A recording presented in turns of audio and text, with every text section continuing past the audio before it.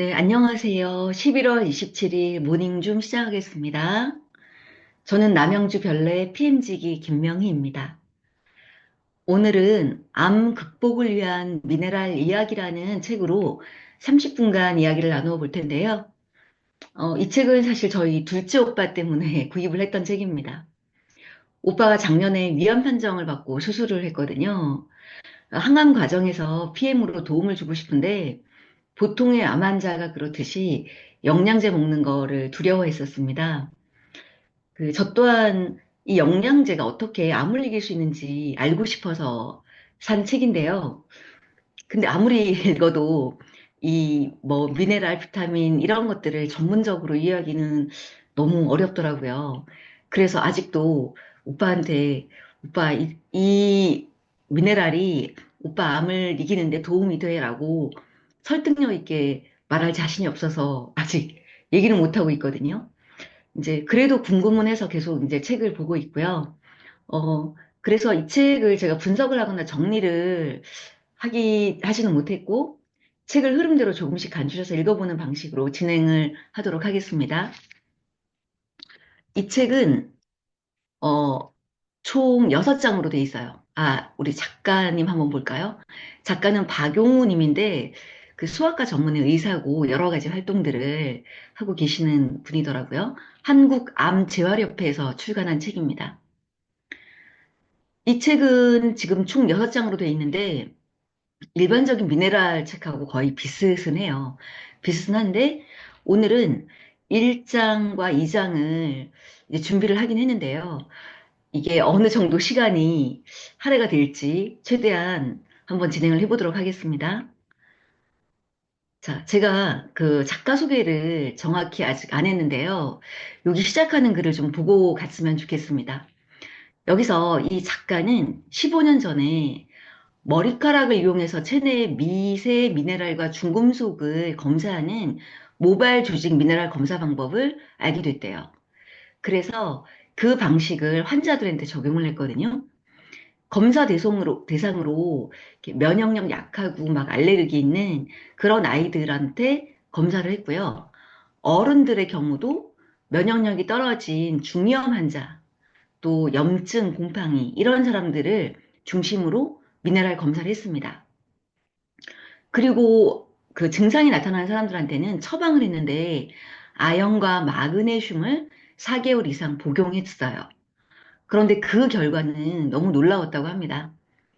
아이들이 매주 병원에 와야 했던 아이들이 몇 개월에 한 번씩 오게 됐고 또 중이염이나 이런 게 많이 호전이 됐다고 해요. 그래서 이분은 스스로 미네랄 전도사가 되어서 이제 주변 지인들한테 미네랄을 복용하기 시작했습니다. 그리고 이분은 계속 공부를 했고 논문도 발표하고 그리고 이제 확신을 가졌죠. 미네랄이 우리에게 꼭 필요한 것이고 이것의 밸런스만 지켜도 건강을 유지할 수 있겠구나. 그래서 한마디로 미네랄 전도사로서 활동을 하고 있는 분이라고 했습니다. 자, 그래서 이분은 미네랄 처방이 환자들한테 한 줄기 빛이 될 수 있다라는 확신으로 이제 회사도 만들고 굉장히 많은 논문들을 검색했어요. 면역 세포, 유전자, 분자세포학 이런 여러 방면들을 공부를 해서 뒤에 보면 이 책들이 대부분이 다른 논문을 가져왔거나 이런 근거들을 제시하는 거에 집중하고 있음을 볼 수 있습니다. 이분이 공부를 했고 이 공부한 내용으로 강의를 다니기 시작했고 그리고 이제 이 책을 출간을 해서 독자들한테 전달을 했습니다. 그러면서 이제 제목이 이렇게 암을 극복할 수 있다라고 얘기를 했는데 이분도 이제 암으로 투병 중인 한우들한테 도움이 될 거라고 확신을 했고 미네랄이 몸속 면역 세포와 일반 세포들의 기능을 강화시키고 암세포의 자살을 높여주며 항산화 효소를 만든다는 논문이나 보고서를 인용하고 있습니다. 컨디션이 난조한 사람들에게도 도움이 된다고 얘기를 하고 있거든요. 그래서 오늘 하는 부분에서 암으로 어떻게 직접적으로 연관이 되는지는 나오진 않았지만 제일 뒷부분에 아마 그 부분이 제시될 것 같아요. 그리고 이제 마지막에 저도 이 부분을 참 공감했는데 미네랄 밸런스를 유지하는 거는 당장 우리 몸속에서 진행되고 있는 심각한 질병을 치료한다기보다는 미래의 우리 건강 상태를 우수하게 유지하기 위한 것이다 라고 얘기를 했어요. 그래서 저도 어찌 보면 이 미네랄이 어떤 병을 치료해 줄 수 있어 라고 생각을 하고 소개를 했던 것 같아요. 그래서 이걸 먹었는데 뭐 별로 반응이 없었어 라고 할 때 당황했었거든요.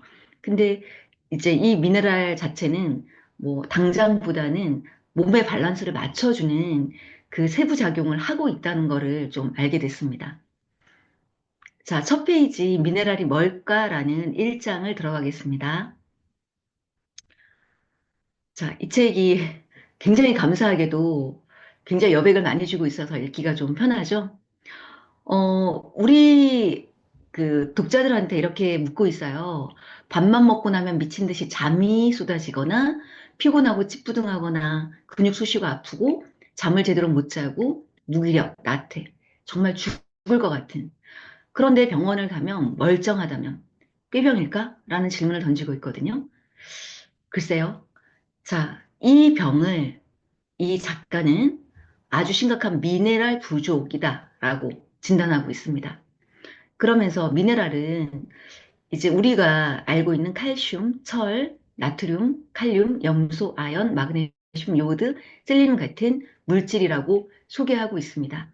그리고 사람 몸을 태우면 남는 성분, 하얀 가루, 이것도 미네랄이라고 하고 있어요. 사실 저는 이 미네랄이 너무 어려웠거든요.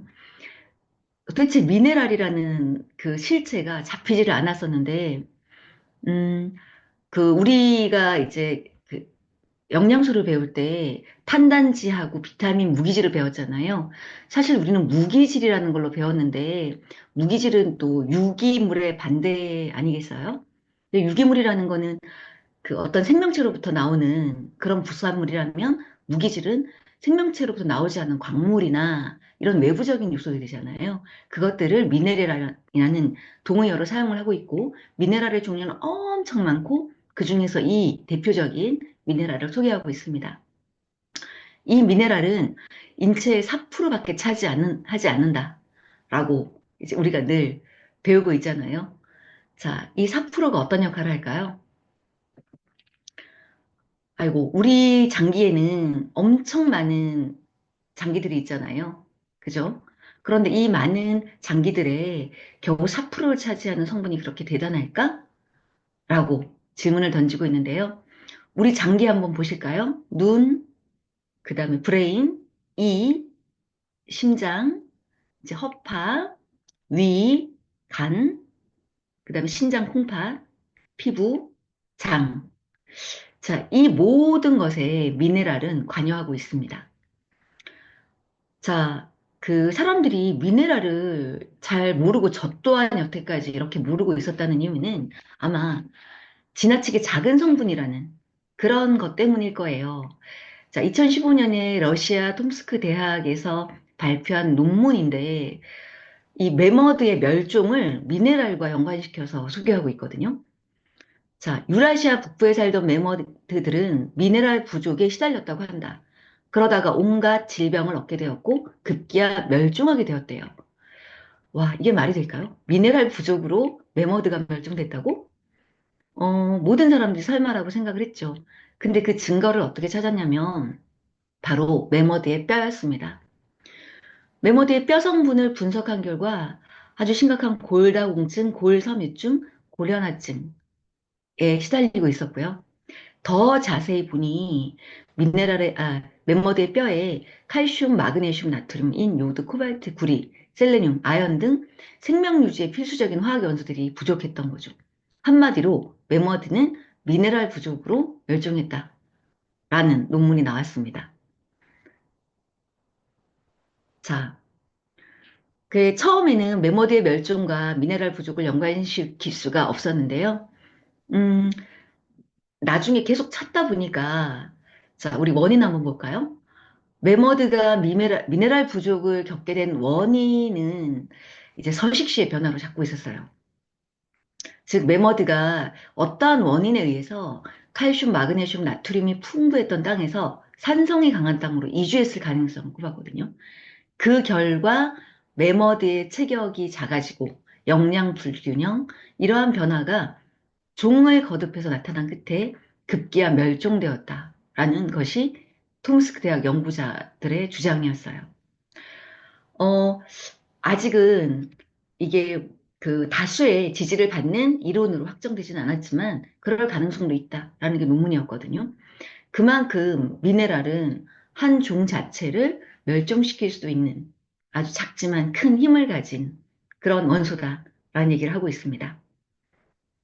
자, 그럼 이렇게 중요한 그 미네랄이 어떤 역할을 할까?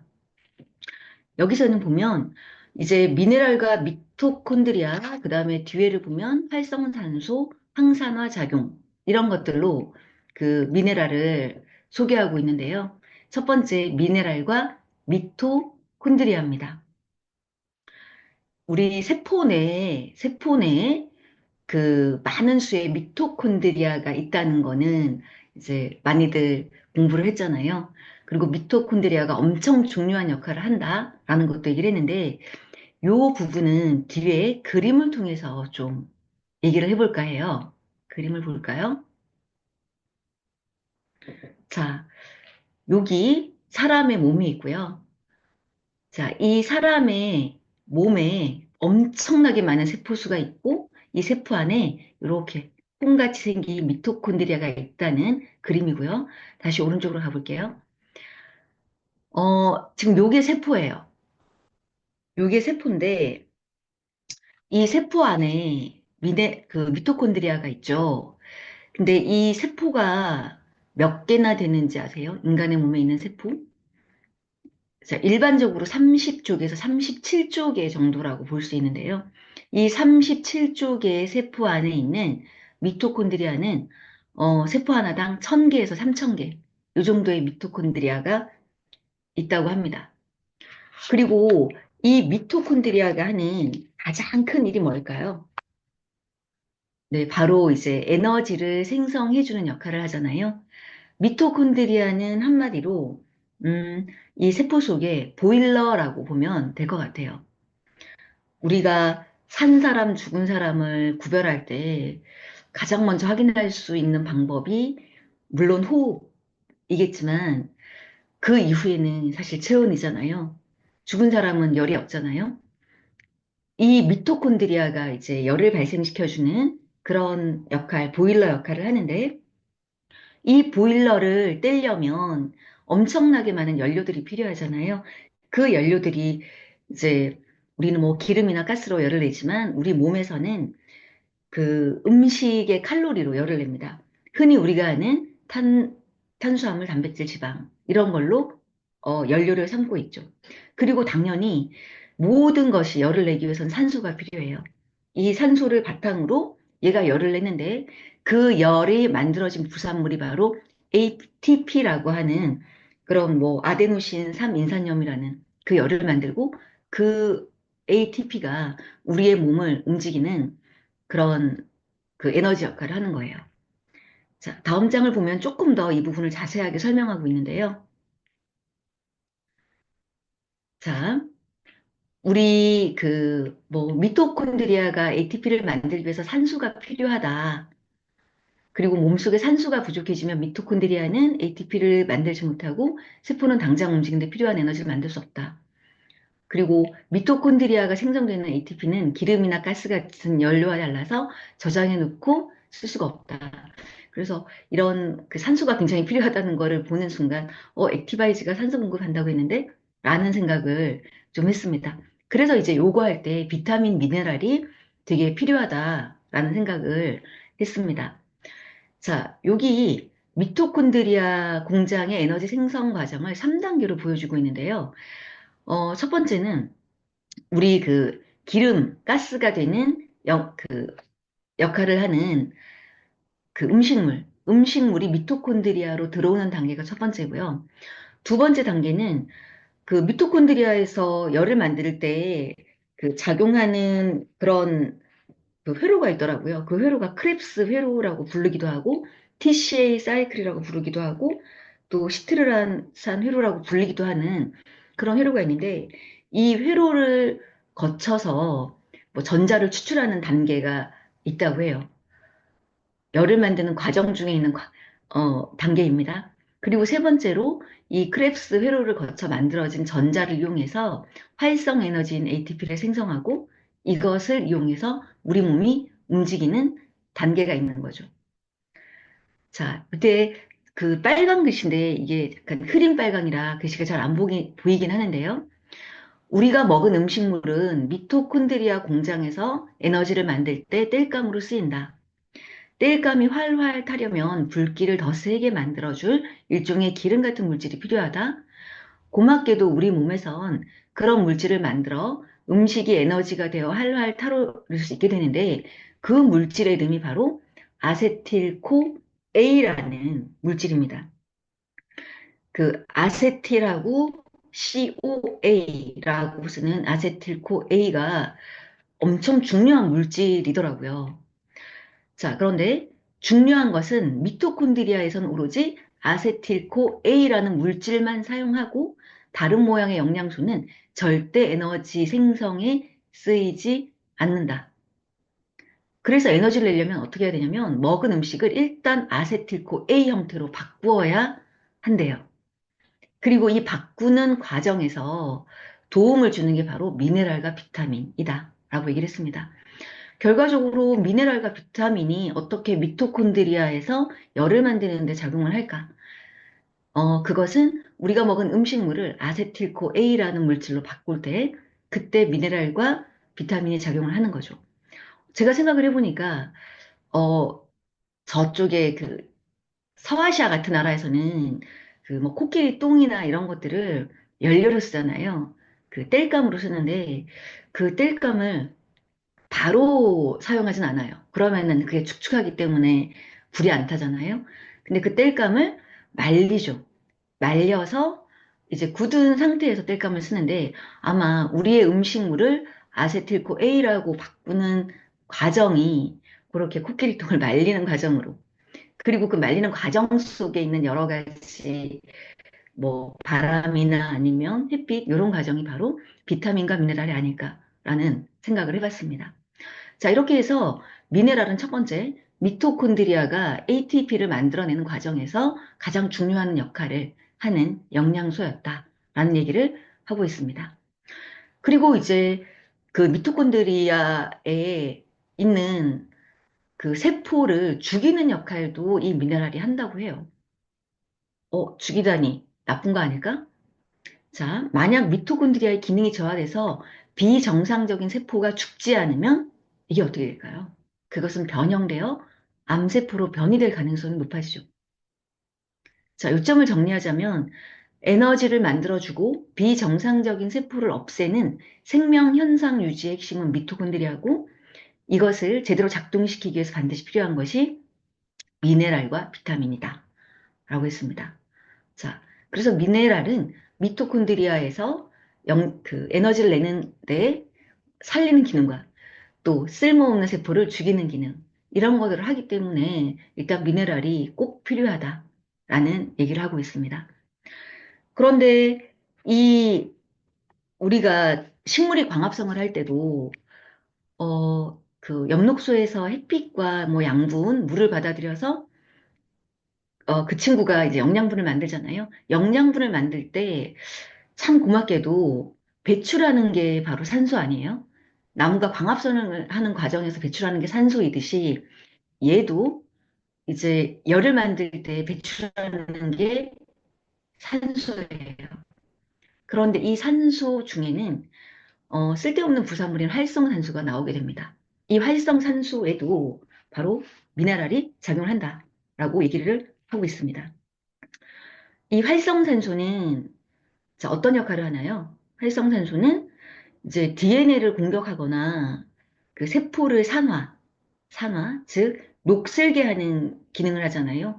세포를 녹슬게 해서 각종 질병을 유발하고 노화를 가속화시키는데 그 활성산소가 세포를 녹슬게 하는 역할을 막게 하는 역할이 바로 항산화예요. 산화에 저항한다. 라는 뜻인 것 같아요. 그 항산화 물질의 대표적인 게 바로 뭐 미나리, 양파, 마늘, 후추, 커리 이런 제품들이죠. 이런 식품들이죠. 그죠? 그래서 이제 예전에는 이런 식품으로 전부 다 그 항산화 역할을 하긴 했어요. 그래서 좀 부잣집들이 좀 잘 먹는 사람들이 얼굴도 좋고 그런 경우가 좀 많았거든요. 근데 요즘은 어, 그못 먹어서 항산화가 안 되는 게 아니라 이제 잘못 먹어서 항산화를 못 시키는 그런 결과가 발생하고 있습니다. 음, 지금 항산화 같은 경우는 그 산화도를 혈액을 통해서 측정이 가능하고 또 항산화 지수도 측정이 가능하다고 해요. 그래서 뭐 기회가 된다면 이런 항산화 지수도 측정을 한번 해보면 좋을 것 같거든요. 그리고 미네랄이 항산화에 작용하는 것을 밝혀낸 논문이 엄청 많은데요. 그 중에 이제 아연을 대표적으로 설명하고 있습니다. 이 아연이 세포 대사에 관여하는 200개 이상의 효소들에 꼭 필요하다. 그리고 이제 이 효소들을 아연 의존 효소다라고 얘기를 하고요. 뭐 적혈구 내에서 CO2 교환의 필수적인 효소, 또 장에서 단백질을 분해하는 효소, 간에서 독소 제고 이런 여러 가지 그 항산화 역할을 하는 대표적인 주자로 아연을 소개하고 있습니다. 뭐 아연의 손가락 단백질, 이거 굉장히 심화로 들어가서 이 부분은 패스하도록 하겠습니다. 자, 어, 여기를 보면요. 활성산소는, 산소는 인간이 살아가기 위해 반드시 필요한 것이자 동시에 우리 몸을 녹슬고 고장나게 하는 원인이 된다. 라고 얘기를 했고, 산소의 두 얼굴을 다시 한번 소개하고 있어요. 철은 오래되면 녹이 쓴다. 공기 중에 산소와 결합해 산화하기 때문이다. 이거를 산화 과정이라고 하는데, 우리 몸에서도 일어난다. 사람이 먹은 음식물을 섭취할 때 함께 들이마시는 산소는 세포 속 에너지 공장인 미토콘드리아로 들어가는데 산소가 미토콘드리아 만나면 열과 에너지를 만들고 요거는 이제 인. 그 다음에 활성산소를 내뱉는다. 아웃. 인아웃 역할을 동시에 하게 되는데요. 공장을 돌려 제품을 생산하면 매연이나 폐수가 나오듯 우리 몸속 세포 공장에서도 에너지를 만들고 나면 오염물질이 생기고 이게 활성산소예요. 이 활성산소는 한 2, 3% 정도, 100%의 산소 속에서 2, 3% 정도고, 이게 이제 산화하지 못하고 불안정한 상태로 남아 있습니다. 자, 이렇게 불안정한 종류의 원자를 지닌 상태를 프리라디칼이라고 하는데, 이렇게 산화하여 짝을 짓지 못하고 불안정한 구조가 되는 이 원소가 툭 하면 다른 원소의 전자를 빼앗는데요. 그래서 지금껏 잘 결합해왔던 원자들이 서로 끊어져서 불완전한 상태가 되고, 이렇게 한마디로 지금 다른 그 산소, 그 전자들의, 원자들의 결합을 끊어내는 체내 무법자가 바로 활성산소였던 거죠. 그래서 활성산소는 세포의 외벽인 세포막을 공격해서 세포 구조를 무너뜨리고 세포 내의 다른 기관들도 마구 공격을 해요. 그로 인해서 우리는 면역력을 잃게 되고 당뇨, 고혈압 등 여러 가지 질병을 얻게 되는 거죠. 자, 요 녀석이 바로 활성산소예요. 그래서 다른 세포에 있는 전자를 다 빼앗아가고 요 균형을 무너뜨리는 역할을 합니다. 어때? 우리 활성산소를 좀 제거를 해야겠죠? 그죠? 특히 암은 활성산소와 관련이 깊습니다. 암이 걸리는 요인은 체질 유전, 식생활, 정신적 건강 등 여러 가지 복합적인 요인인데 그 중에 대표적인 요인으로 첫째, 만성적인 자극으로 인한 세포의 면역 기능 저하, 둘째, 활성산소로 인한 정상세포 내의 DNA가 돌연변이를 일으켜서 암세포로 변한 경우예요. 이걸로 봤을 때 지금 네, 이렇게 봤을 때 활성산소가 지금 암을 유발하는 가장 큰 요인이 된다는 걸 우리는 알고 있죠. 알 수 있겠죠. 그래서 이제 94년 일본의 암센터와 대학 연구소에서 여러 차례 공동 실험 끝에 암이 무엇인가라는 정의를 내렸는데요. 참 인상 깊었습니다. 암은 활성산소가 세포 내에 유전 정보 센터라 할 수 있는 DNA를 공격해서 정상적인 유전 정보가 손상됨으로써 발생하는 병이라고 정의를 했어요. 또 과학하면 한 걸음 앞서 있는 일본의 그 연구소에서, 암센터와 연구소에서 바로 암의 직접적인 원인을 활성산소로 보고 있다는 것에 좀 깜짝 놀랐습니다. 그러면서 활성산소는 유전자를 파괴해서 세포의 재생 능력을 떨어뜨리고 관절염, 백내장, 퇴행성 질환 등 발생시키며 노화를 앞당기는 그런 악동, 체내 무법자라고 정의를 내리고 있습니다. 자, 그러면은 이 활성산소, 우리가 산소를 덜 마시면 생기지 않을까요? 활성산소가 생기는 원인은 이제 제일 크게 일단은 스트레스로 보고 있는데요. 스트레스를 받으면 아드레날린을 비롯한 호르몬이 분비되고 우리 몸은 스트레스로부터 몸을 보호하기 위해서 초긴장 상태로 돌입합니다. 이 과정에서 신체 기관들에 많은 혈액이 소모되고 이로 인해 맥박과 혈압이 증가하면서 호흡이 빨라지게 되고 한수가 더욱 많이 쓰이게 되죠. 그러면 늘어난 호흡만큼이나 많은 산소들이 에너지를 만드는 데 사용되고 활성산소의 발생량이 증가하는 거예요. 자, 만병의 주범 활성산소라고 하면서 굉장히 많은 질환의 핵심에 활성산소가 있다라는 것을 보여주고 있습니다. 자, 그리고 스트레스.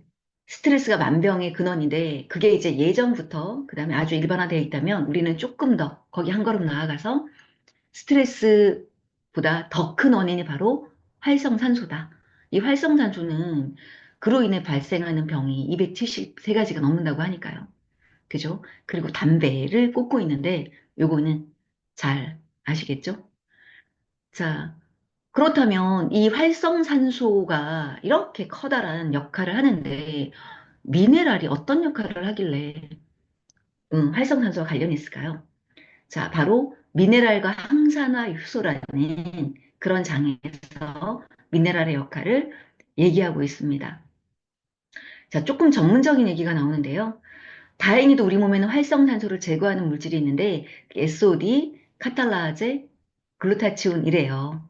자, 이런 항산화 효소가 원활히 작동하면 체내 활성산소를 대부분 제거되고 세포의 변이나 악영향이 줄어드는데요. 첫 번째 SOD, 요게 항산화 효소 중에서 활성산소를 제거하는 능력이 가장 큰 효소로 1초에 무려 10만 개에 달하는 활성산소를 제거하고 있습니다. 자, 그런데 SOD를 구성하는 주요 성분이 뭡니까? 구리, 아연, 망간, 셀레늄. 우리가 많이 봤던 미네랄이네요. 자, SOD 활성산소를 없애주는 핵심 성분에 바로 미네랄이 들어있던 거죠. 두 번째 카탈라제는 이제 SOD가 분해한 활성산소를 다시 한번 분해해서 그 안전한 형태를 바꾸는데 이것도 철과 망간이라고 해요. 저 텔레비전 볼 때마다 진짜 되게 궁금했던 게 그 에스터, 글루타치온 이런 거였거든요. 아, 그러면은 우리 PM에서는 글루타치온은 안 파는 거야? 이제 이렇게 생각을 했었는데요. 글루타치온은 활성산소 중에서도 독성이 가장 어, 강한 물질을 분해하고 중화시켜서 담즙으로 배설시키는 역할을 하는데요. 그 글루타치온의 주원료가 바로 미네랄과 셀레늄이래요. 그러면 우리가 먹는 미네랄 셀레늄을 먹으면 글루타치온이 만들어진다는 얘기 같아요. 글루타치온의 효소에는 한 분자당 4개의 셀레늄이 포함되어 있는데 항산화 능력이 탁월해서 체내 유독물질까지 제거한다. 라고 얘기하고 있습니다. 자, 이러한 항산화 효소에 대한 연구가 이제 50년대 미국의 프리드리히라고 하는 그 화학자에 의해서 연구되었는데 오랜 연구 끝에 망간, 구리, 아연, 셀레늄 등이 활성산소를 중화시켜 준다는 사실을 알게 됐대요. 즉, 미네랄이 활성산소에 가장 적절한 대항마가 된다라고 얘기하고 있습니다. 사실 지금까지는 이런 것들이 알려지지 않은 이유는 이것들은 우리가 먹는 음식만으로도 저절로 생성되고 활성산소를 없애주었기 때문이잖아요. 그런데 지금 뭐 그렇지 않다는 거는 너무나 잘 알려진 사실이죠. 그래서 지금은 이제 영양제, 미네랄을 보충해주는 영양제를 복용하고 또 적당한 운동을 통해서 항산화 효소가 활성화되도록 도와야 된다고 합니다. 그러면서 이제 영양제 복용과 더불어 운동을 강조하고 있는데요. 이 운동을 지속했을 때 그 노인들의 실험을 한 결과 그 항산화 효소의 체내 함량 분석했더니 10배 이상 증가했다고 해요. 그러니까 규칙적이고 지속적인 유산소 활동, 운동은 활성산소의 생성을 억제하고 제거하는 데 효과적이다. 그리고 이제 그 근육을 간요하게 사용하거나 장시간 고강도 운동이 오히려 활성산소를 증가시킨다는 것도 알고 계시죠? 그렇기 때문에 적절한 운동과 영양제를 복용함으로써 활성산소를 제거할 수 있고요. 또 하나, 활성산소는 우리가 악동이라고 너무 나쁘게만 했지만 체내에서 살균 기능도 있다고 합니다. 그래서 이제 우리 몸의 파수꾼이라고 불려진 백혈구도 세균이 몸속으로 침입하면 활성산소를 만들어서 병균을 공격한다고 하거든요. 그러니까 활성산소와 세균, 바이러스를 결합시켜 힘을 못 쓰게 하는 거죠. 그렇다면 이 활성산소는 아예 없으면 안 되잖아요. 그래서 조금의 활성산소는 음, 그 몸에 침입하는 병균을 공격하는 데 쓰도록 두고 나머지 필요 없는 활성산소는 없애는 게 중요할 것 같습니다. 마지막 한 페이지만 보고 마칠게요. 자, 활성산소를 만드는 여러 가지 요인들이 쫙 있습니다. 자, 보이시죠? 뭐, 여러 가지 스트레스, 지나친 운동, 태양광선, X선, 항암제. 항암제. 좀 무서운데요. 항암제가 오히려 활성산소를 만든다면 암을 키우진 않을까라는 걱정이 들고요. 그리고 활성산소가 관여하는 여러 가지 질병은 이렇게 되어 있습니다. 다음 주에 다시 이어서 하게 될 텐데, 생명의 사슬과 미네랄이라는 부분부터 다음 주에 시작을 할 텐데요. 여기서 간단히 얘기를 하자면, 생명은 커다란 사슬로 이루어져 있고, 그 사슬의 한 고리만 끊어져도 우리의 건강은 위협을 받게 된다. 그리고 이 생명의 사슬을 탄탄하게 해주는 게 미네랄이라 라는 얘기를 계속 진행하고 있습니다. 이 부분부터는 다음 주에 진행을 하도록 하고요. 오늘은 여기까지 하도록 하겠습니다. 아침 시간 들어주셔서 감사합니다. 마치겠습니다.